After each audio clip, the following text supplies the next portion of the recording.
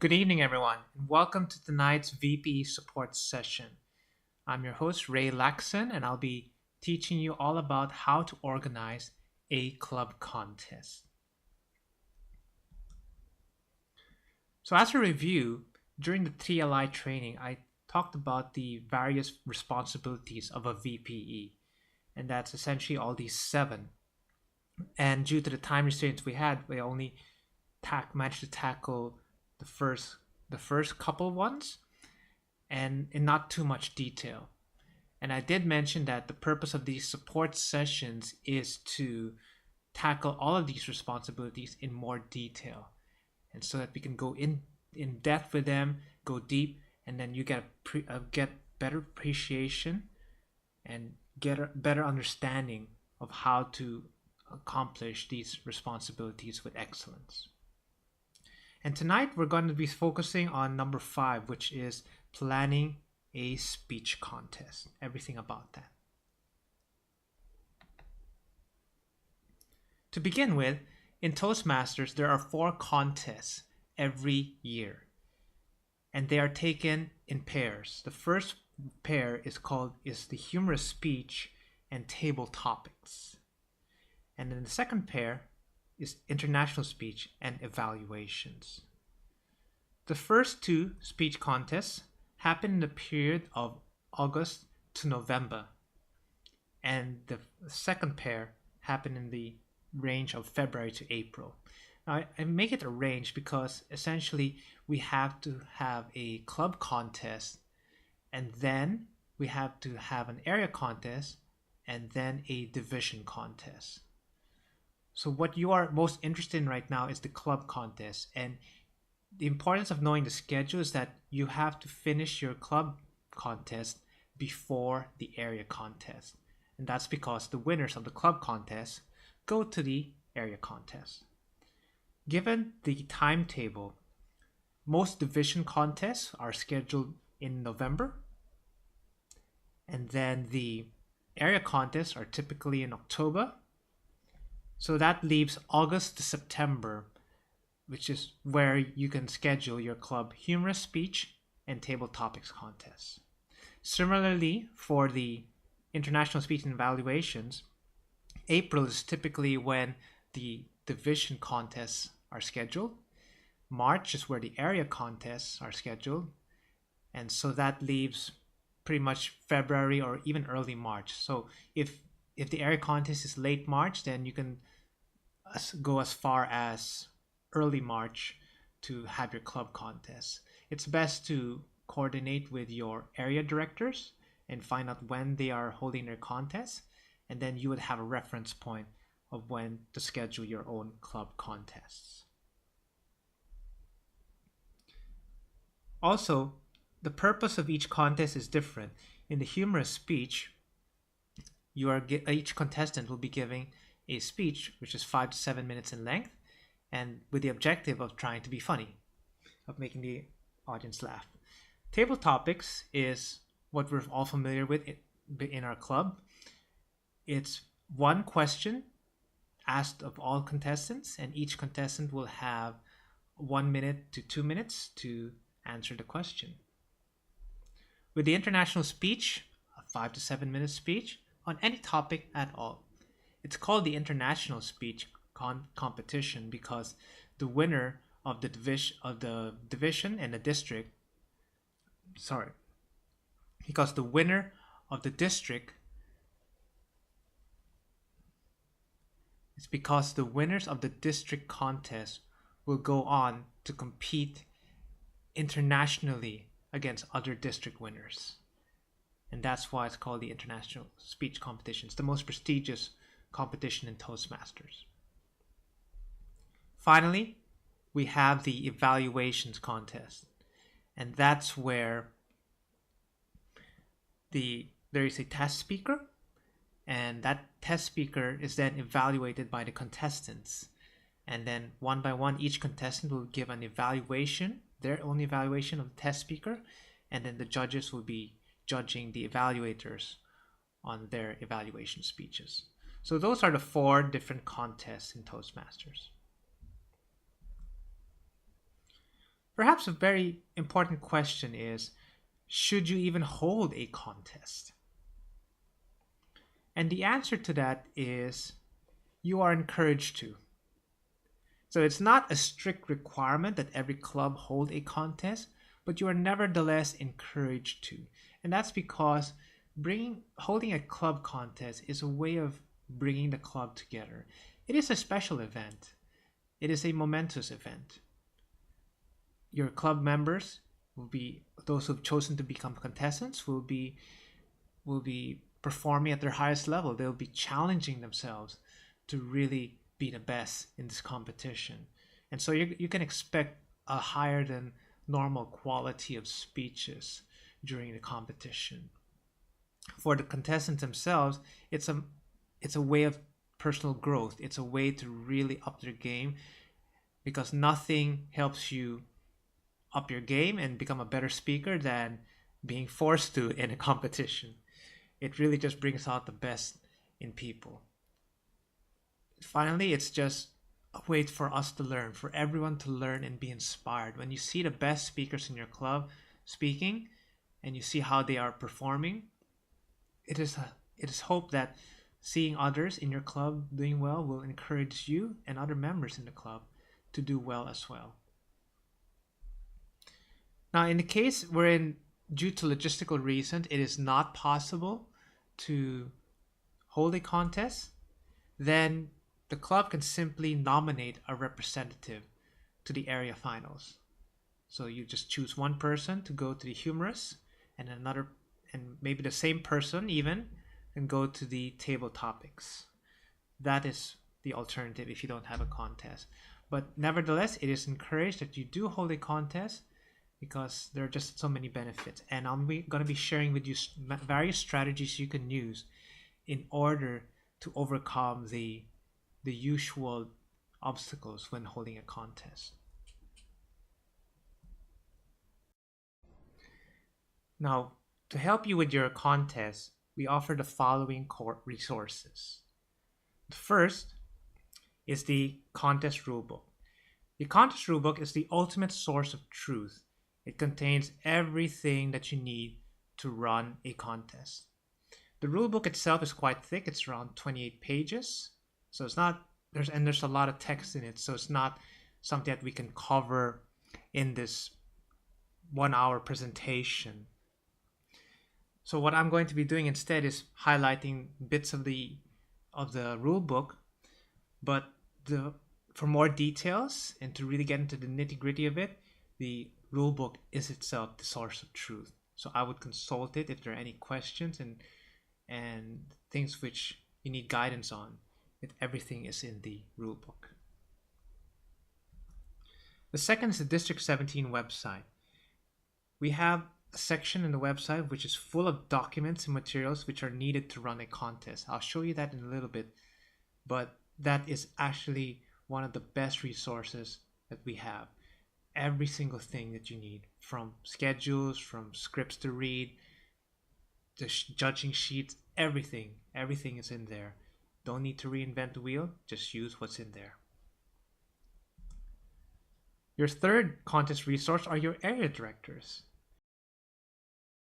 They are on your side. They want your contest to succeed, and they will support you in any way to make this happen. Believe me, that is one of their objectives. That's one of their responsibilities. So if you need help, if you lack numbers, if you need judges or chief judge, whatever it is that you need, speak with your area director. They are more than happy to help you out. And I'm going to show you later on where you can find out. If you don't know who your area director is, there's an easy way to find out who they are and to contact them. The final resource that you have is the VP support group, the support group that you are currently attending. We're here to help. I'm here to help. If you have any questions at all, even after this presentation, feel free to email me and I will reply. Let's go now into the contest rules. So these are the players, the main players that are present in any contest. So the first is the contestant. Of course, no contest can happen if there are no contestants. And I would actually prioritize this role. If you have a club with not a lot of members, not a lot of active members, I would really encourage putting people as contestants, encourage them to participate as contestants. And that's because that's where the most growth comes in. The contestants are the one performing, going on stage, putting themselves on the line, and that's why they grow the most. And if you have new members in particular, I would really encourage them. And it's been done before. Like I've seen clubs where people have just joined in a couple of months, and then they're suddenly contestants in a Toastmaster humorous contest. And my hat's off to them because they're the ones who are going to grow the most because they're putting themselves there and they're testing themselves in a competition environment. So really encourage them.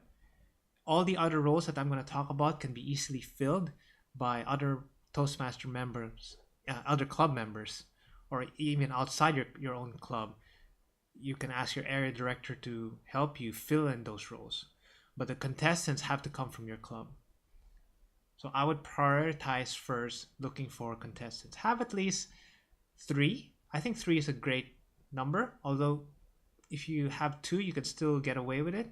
But having at least 3, aiming for 3 to 4, that makes it a really interesting competition. You get to hear a lot more speeches.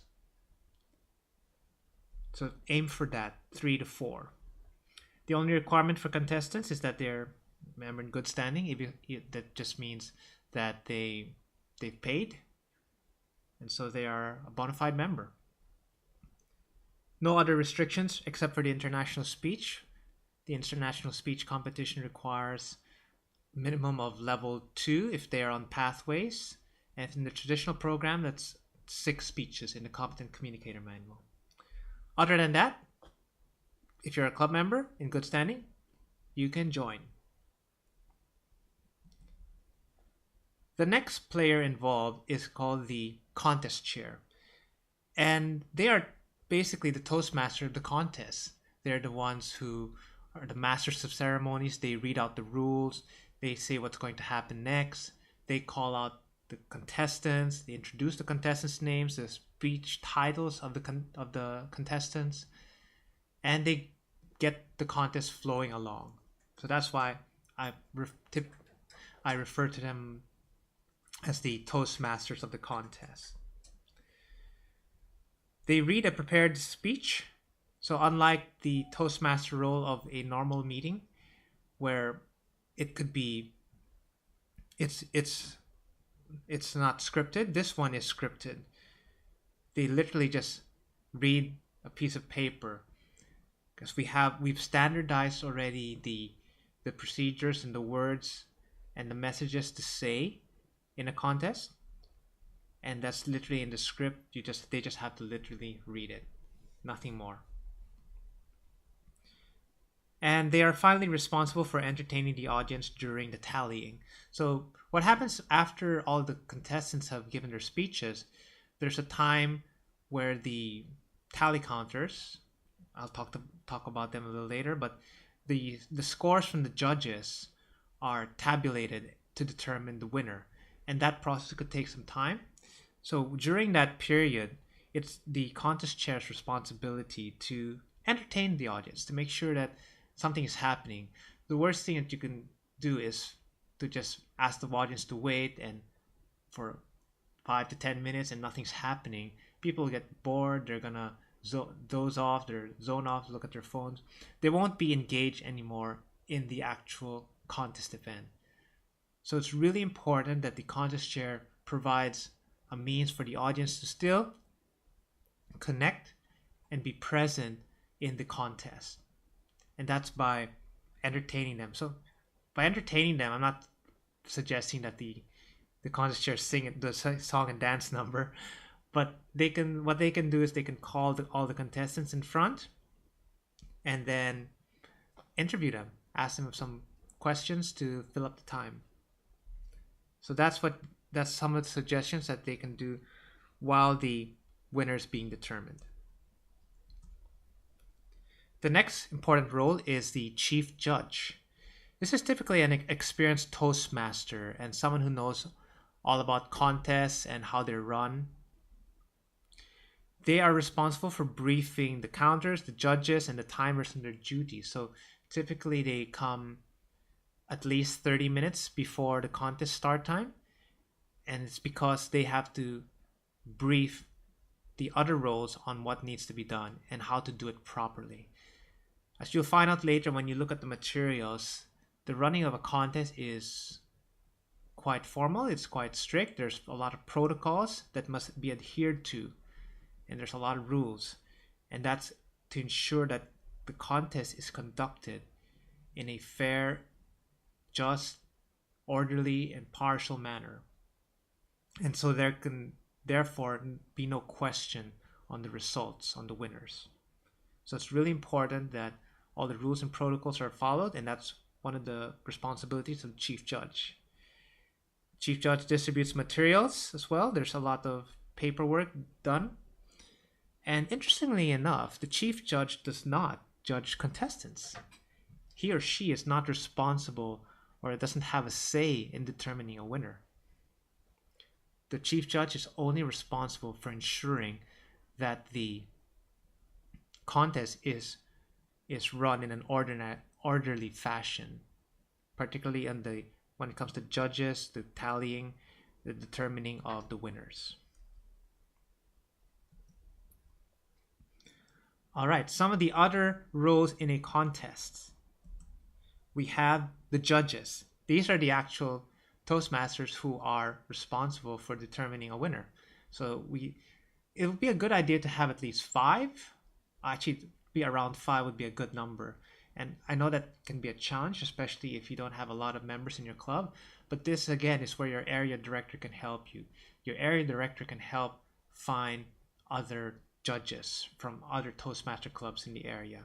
They have connections, they have reach. So if you are lacking people in your club, please contact your area directors. They will help you.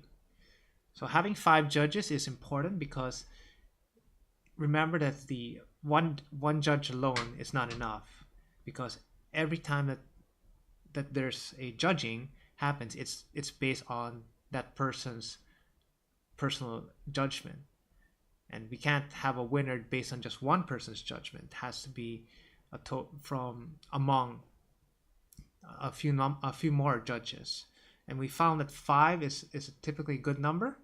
That way, getting the scores from 5 judges is sufficient enough to proclaim a proper winner. So they are given a judging sheet, and they'll score the contestants based on the criteria.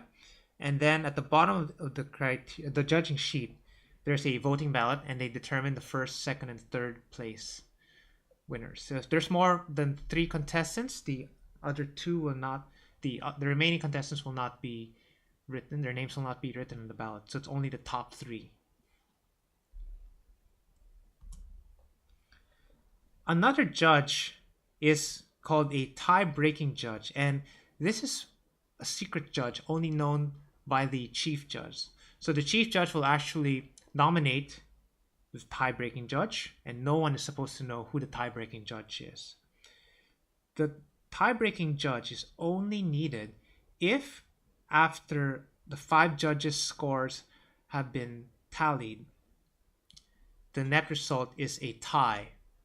So maybe there's a tie for first place, a tie for second place, but there is a tie. And so what happens is that the chief judge will then look at the tie-breaking judge's score. And the tie-breaking judge will only have a rank of 1, 2, and 3. And based on that, the chief judge will then determine who wins in the tie. So if the 5 judges scored Mary and Joe as tied for first place, the tie-breaking judge is now considered. If the tie-breaking judge says that Mary is first place, then Mary will win. If there are no ties, then the tie-breaking judge's ballot is not considered at all. Next, we have the tally counters. And it would be good to have two, although you could get away with one. It's only just because having two will make it go faster if both are experienced. And that way there's also a bit of check and balance. So it's really important that the results are correct and audited. So the tally counters essentially grab the voting ballots of the judges, and based on who was voted first, second, and third, they are given points, and the points are tallied up until a winner is determined. So the highest score obviously wins. The tally counters determine those scores and then present the results to the chief judge. Next, we have the timer. They are responsible for timing the speeches as per normal in a normal club meeting. The timer has to take note of how long the speeches go beyond the 7-minute mark. So, for example, if you have a humorous speech or international speech, which is 5 to 7 minutes, if the contestant speaks for more than 7.5 minutes or less than 5 minutes, then the contestant is disqualified. So that's really critical. We're very strict with time in contests, so you must stick within the rule, within the allotted time, even within the allowance. So there's 30 seconds allowance, and you have to be within that. The timer has to really take note down to the second, and then based on the actual times, the chief judge can then disqualify based on time. So it's a shame if a speaker has been judged the best by the judges, and yet because the speaker went over time or under time, then that automatically disqualifies them.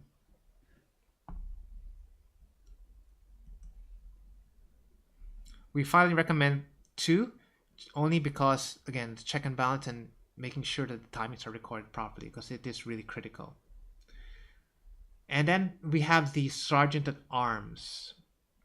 The Sergeant at Arms is basically the usher for the contestants in the room. This is typically only for the table topics contest and the evaluations contest. And the reason for that is because for table topics, the same question is asked of all contestants, but each contestant will perform their speech one at a time. It isn't fair that the last contestant can hear the question along with the first contestant.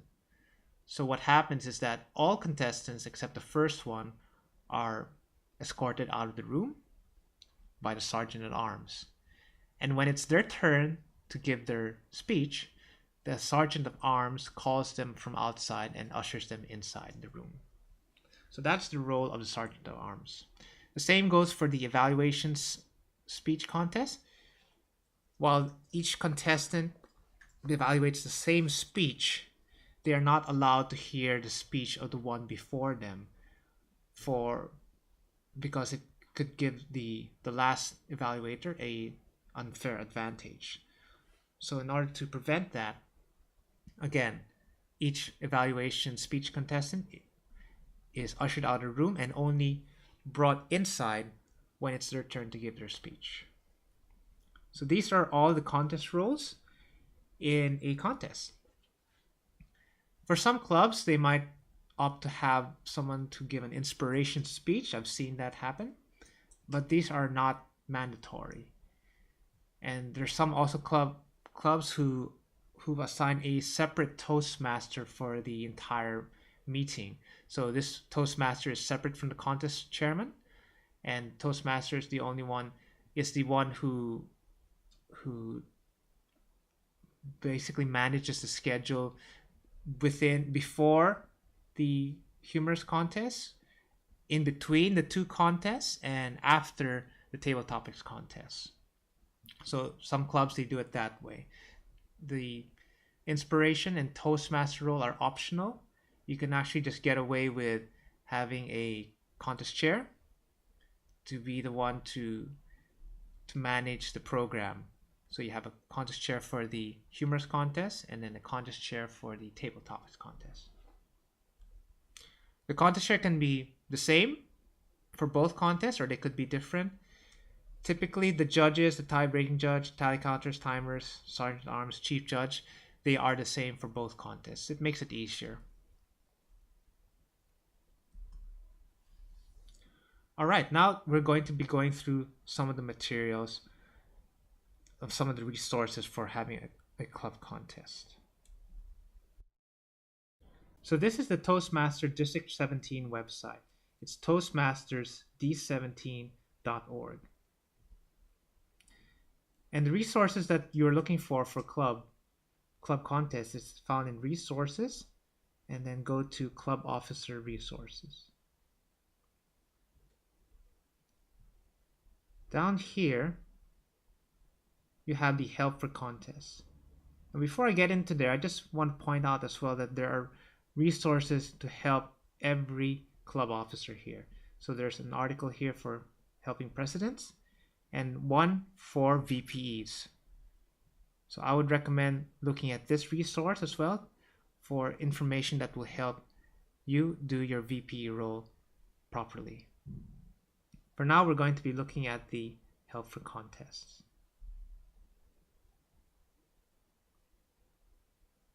On this page, you might want to bookmark this now that you know where to find it so that you can easily get back to it. But this page contains everything, every single thing that you need to run a contest. We have, first off, the contest rulebook. So this is the Bible when it comes to running a Toastmaster speech contest. It's around 27, 28 pages long and lots of text here. So this is your reference. Any questions on how things are done procedurally, any other lingering questions that I have not covered, you can find the answers in this manual, the speech contest rulebook. I should add that the rulebook is updated every year. So this one is the latest one, 2018 to 2019. Next year, it will again be updated. So it's a good idea to come back to this page every year and download the latest one. Below here, we have the individual contest resources. And these are the 4 I mentioned. But for the upcoming one, focus on humorous and table topics.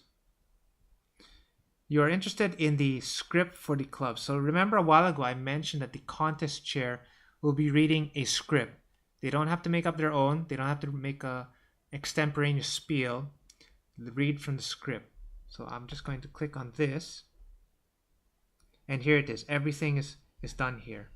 There's a pre-contest briefing. So that means contestants and the contest chair have to meet with each other before the actual contest. That's why we recommend anyone who's involved in the contest arrive at least 30 minutes before. During this period, the contestants draw to see who goes first. It's a random process. And to do this, I just recommend writing on a piece of paper 1 to how many contestants there are. Fold it up and ask each one to draw randomly. Finally, just read all of this. Anything in black, just read it.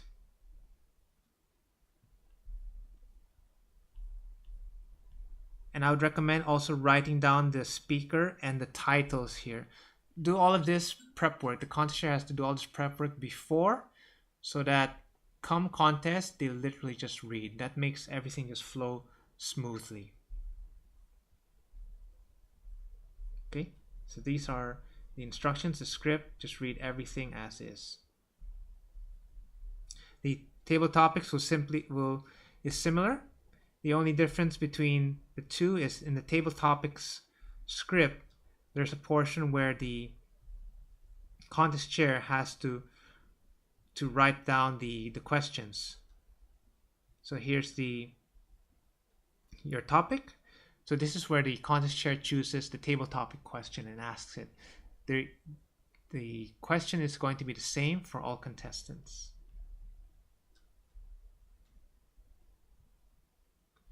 the division contest chair scripts are not needed, so don't worry about those.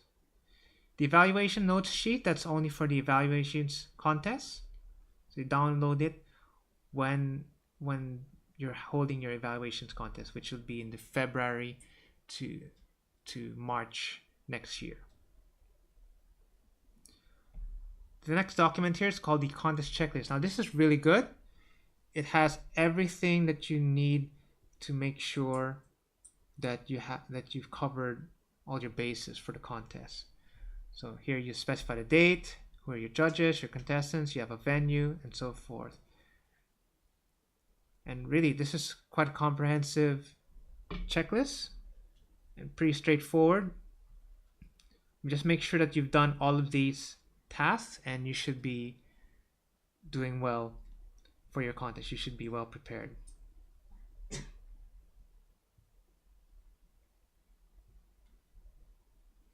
Area finals, you don't need to worry about that. Although, if we look at this actually might be helpful. This is the agenda.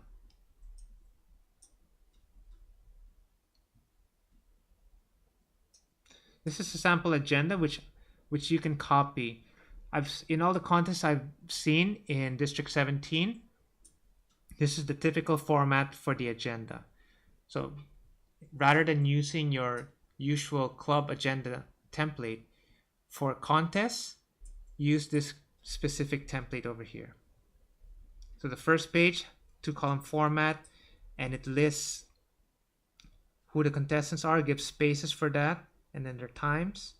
Obviously, this is where the table topics precedes the humorous contest. So in your contest, if you choose the humorous to be first, then the table topic second, then of course obviously adjust the template as needed. But this should give you a good idea of the agenda that you should print out and have ready for everyone who's attending. Okay, so just because it's the contest doesn't mean that there's no agenda. We still print out an agenda and make sure that everyone who is in attendance at the contest will have this, so they know what's happening. Obviously change all the names accordingly. And the back page of the agenda is typically where you announce the area contest. So this will be your club contest. Change that from area to club. And then announce where the area contest is and when. Ideally you would know that, as well as when the division finals is. And then you can obviously add other information here. So this is a good template to use to start with when coming up with an agenda. You have a results form. This is the form that's filled up by the chief judge and then given to the contest chair. It's not really mandatory, but you could print this out and put it in there. Or you can just get a piece of paper and just write down who's first, second, and third. So this is not, in my opinion, not really needed. The speaker's certification of eligibility and originality form. So this one is an important document that each contestant must fill up and sign. Again, it's all the running of the contest is very procedural. It's very formal, and there's a lot of protocol in it, only to protect the integrity and orderliness and impartiality of the contest and the results from the contest. So that's why there's a lot of documents that need to be filled up and signed. So just give this to each speaker, have them just read through it and fill it up, sign, and then that's done. So this must be done by the chief judge. The chief judge gives the speakers each one a form, and then they collects it once it's been filled up and signed. Okay, now we go to the chief judge resources. Let's start with the checklist and script. So your chief judge, give this to your chief judge, and they'll just make sure that everything is done correctly. This is the script that they read when they're briefing the other judges, the tally counters, and the timers on what needs to be done. So again, it's very procedural and must be done before the contests to again ensure that the contest is run in an orderly, impartial manner. Here we have the humorous. Let's look now here. We're looking at humorous and table topics, the second row here. So this is a sample of the ballot. And you can see here, these are the criteria that the judges will fill up and score contestants on. And then this is the ballot where they determine who the first, second, and third place is. And then this slip is detached and given to the tally counters. And here's just some documentation on what each criteria is to help the judges determine. The judges' ballot, guided ballot for table topics is different only because the criteria are different.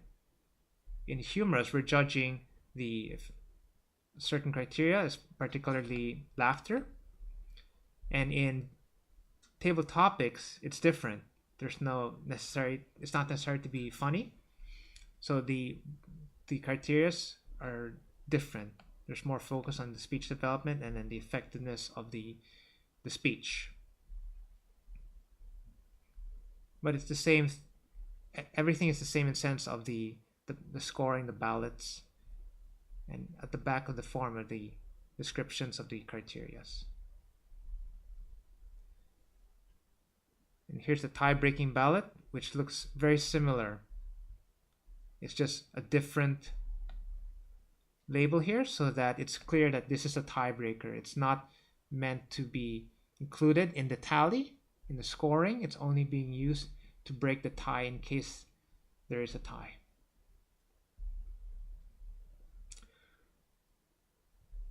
Okay, here we have a certification of eligibility. And each judge has to fill this up again. It's part of the contest rules, and it's part of the procedures so that again the contest is conducted in a formal, impartial, and just manner. So have each judge sign and print their name on the form. This is the tally counter sheet. So this is what is used to record all the scores of the judges and then to tally them up and total them. And here's some instructions. And then they'll determine the winners here. They'll present this sheet to the chief judge, and then the chief judge will audit it and ensure its correctness before filling up the results form as well as the certificates. This is the timer sheet. So the timers have to write down the contestant's name plus the presentation time in minutes and seconds. And this information is submitted to the chief judge, and the chief judge, based on this, will disqualify specific contestants. That's pretty much everything here. And here's some documentation saying that the documenting for each contest the minimum amount of time that each person must speak and the maximum.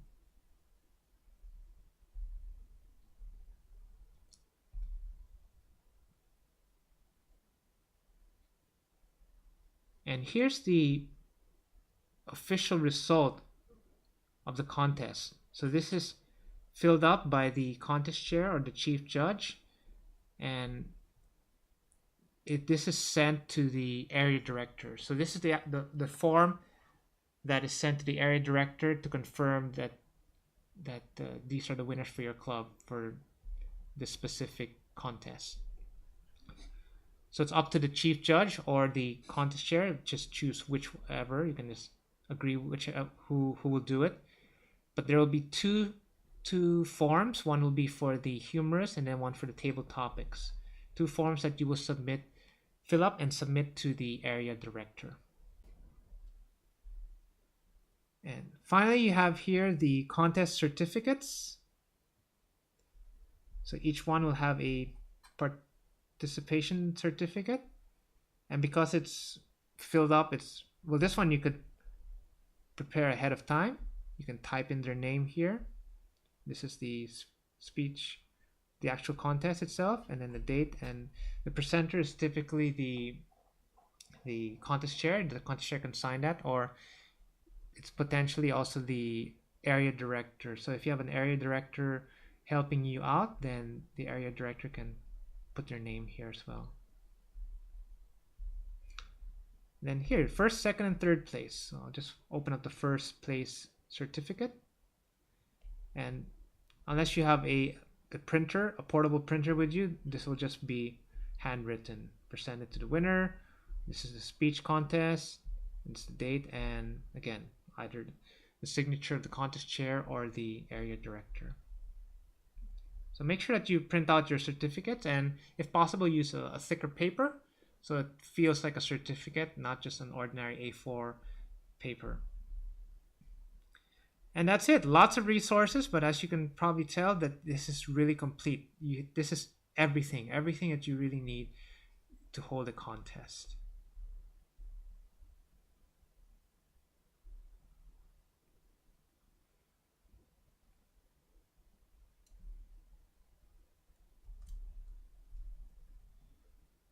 So back to our presentation, just some more tips. Catering is not really mandatory, but it adds to the atmosphere. Remember, I mentioned earlier that a club contest is an event. It's treated as like a special event for your club. It's not an ordinary meeting. So having some catering there, if you normally don't do catering, would make it even more special. It's not mandatory, particularly if you don't have the funds for it, that's fine. But if you can, if it's possible, if you can be creative and find ways to add it in and make it happen, I think it would make the experience, the atmosphere, a lot better. It makes it more special. My second tip is to use the District 17 website resources. I've gone through some length explaining what they all are and pointing them out to you. So please use them. They've been used by all the clubs in District 17 for many years now. They work. So why reinvent the wheel? Just use what's there already. If you need help, contact your area director. I've already mentioned this earlier and just want to mention it again, re-emphasize that again, they want your contest to succeed. They have your best interests in mind. So if you need help, call them and they will support you. And finally, support your winners in the area contest. Sometimes, especially if they're going to another club where typically the area finals are being held, then it can be scary. Like they're just there by themselves. They don't know anyone, and now they have to compete and be their best. So seeing a familiar face be there for moral support, I think that will help improve their performance. So yes, support your winners. Whoever wins, give them your best, be there if possible, and cheer them on. All right, that ends the presentation, and now we're going to move to the question and answer portion. There's a question in the chat. Yes, Peggy. Between the contest chair and the VPE, who is responsible to make sure that people perform the contest role will fully understand the responsibility of the role? I would say that ultimately it would be the VPE. The contest chair will basically just read the script and will determine the contestants, the order of speaking. They will also brief the contestants on the rules of the contest. That's the limit of the contest chair. So it's really the VPE, using all the resources I've told you, give those to the people who are going to assume the role and make sure that they understand what they're going to be doing. Again, get help from experienced Toastmasters. So if you have experienced Toastmasters in your club who've done the role before, they know what to do. They can be a good mentor for someone who's new. If not, they can also, of course, assume the role. You're welcome, Peggy. You can unmute your mic now, or you can still type if you want.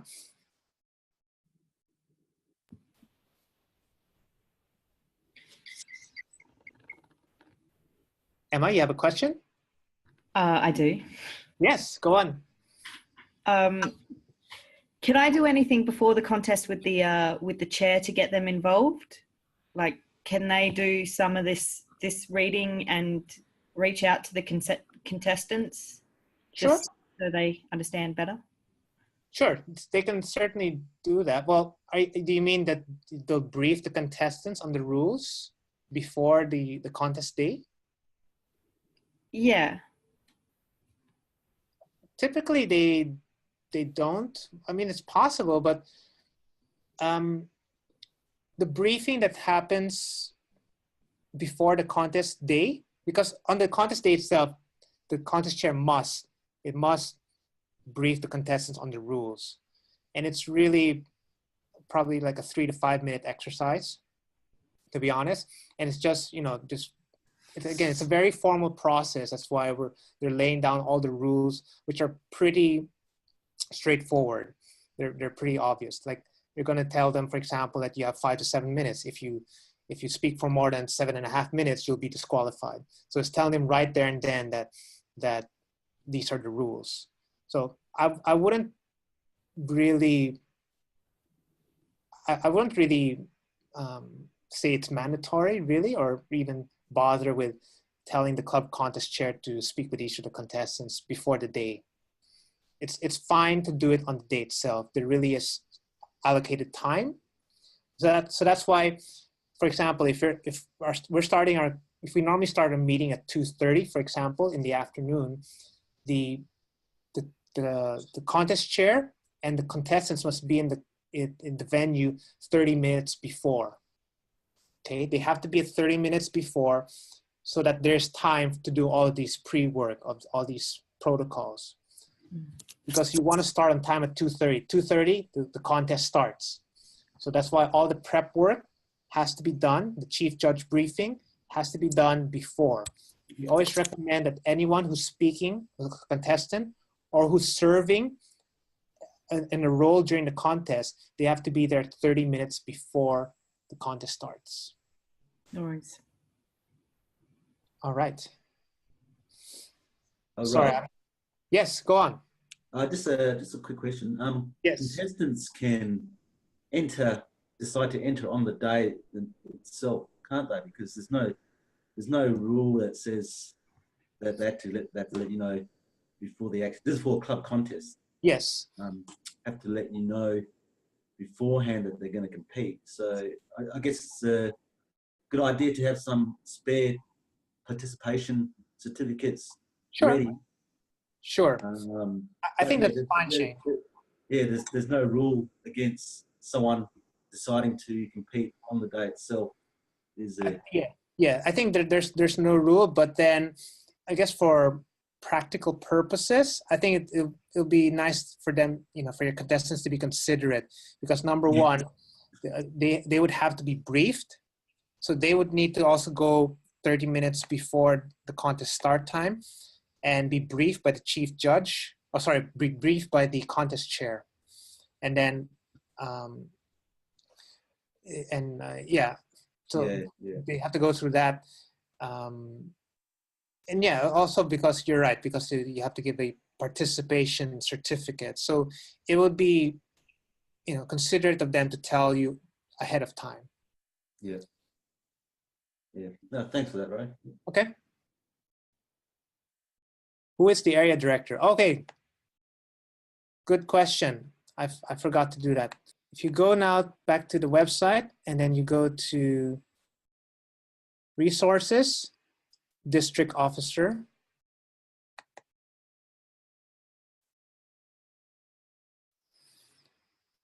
Now over here, there's something called district 17 officers for 2018 to 19. That's the one you want to look at. And here's everyone, every district officer. So we have Patricia De Cruz, our district director. These are the division directors, Monica. Sorry, it's downward. So this is Monica, Jeanette, Emmy, and VJ. If you can ask your Northern Division, your division director, they're also interested in helping you out. It's just that they're so busy because the division is in charge of all the areas. So you can imagine they're quite busy. But if you can actually contact them and ask them to be a judge or a chief judge, I'm sure they're more than happy to accommodate you if their schedule allows it. So they're also very, I would tap them as well. And here below, these are the area directors. So just look for them. So in Emma's case, Emma is in area N25, Aspire Toastmasters. So your area director is Gavin Hislop, and that's his face. So just look for your club here, and then you'll see who your area director is. And if you click on the link here,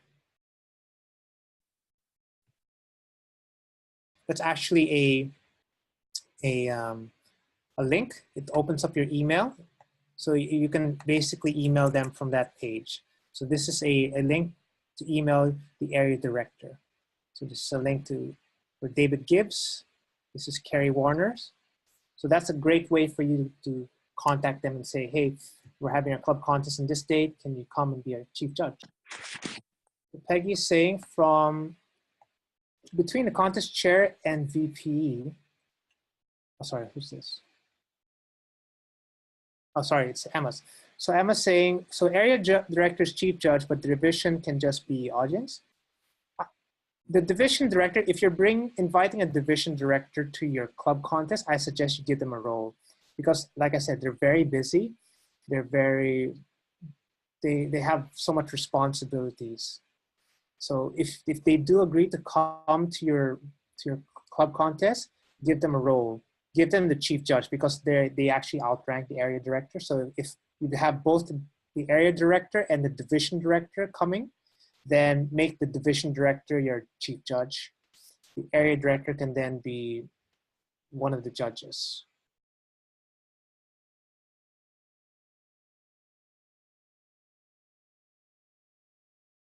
Yes, please give the area directors or division directors a role. If they agree to come to your club contest, give them a role. They're more than happy to serve. If they're just in the audience, then they're very busy people. So they're here to serve you. Just make use of their skills. Alrighty. So we've gone over time. So my apologies for that. This is the first time I'm having it on Zoom. So I think I've gotten a hang of, I know what to look out for next time we have these sessions. So our sessions will be, I'm planning our next session to be in 2 weeks' time. And I've been using the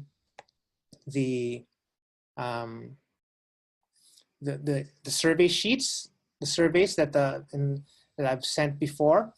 I hope that all of you have submitted it, but I've only received six responses, and I really encourage you to use them to actually fill up the surveys because that helps me determine what we're going to talk about in our next sessions. So what I'd like to do right now is put a little poll. If you can just go to the poll and vote, what should we cover in our next session? I will consider the results of the survey I released before, plus this one, in determining what I'll cover. So please do fill it up. Only 2 of 11 have voted. 3.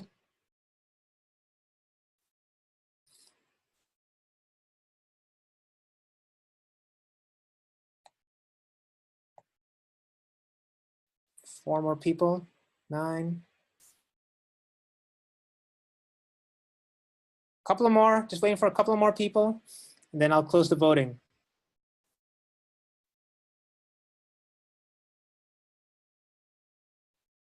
And okay, 8 out of 10.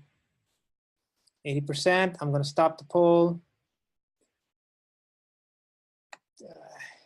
End poll. Okay, now I am going to share the results. So everyone, these people have spoken. For tonight, they want tools for managing agendas. It's quite a different result from what I got in the previous surveys. So I'll combine the results somehow, and then I will announce probably in the next few days what the next topic will be. And then we'll have it again in 2 weeks' time on a Monday. This session is recorded, so I'll be also preparing the recording and share it in a few days' time. So I want to thank you all again for coming, for taking this time out to be with me. I hope this has been informative and helpful, and I wish you all best of luck and lots of fun in your hub contest. Good night, everyone.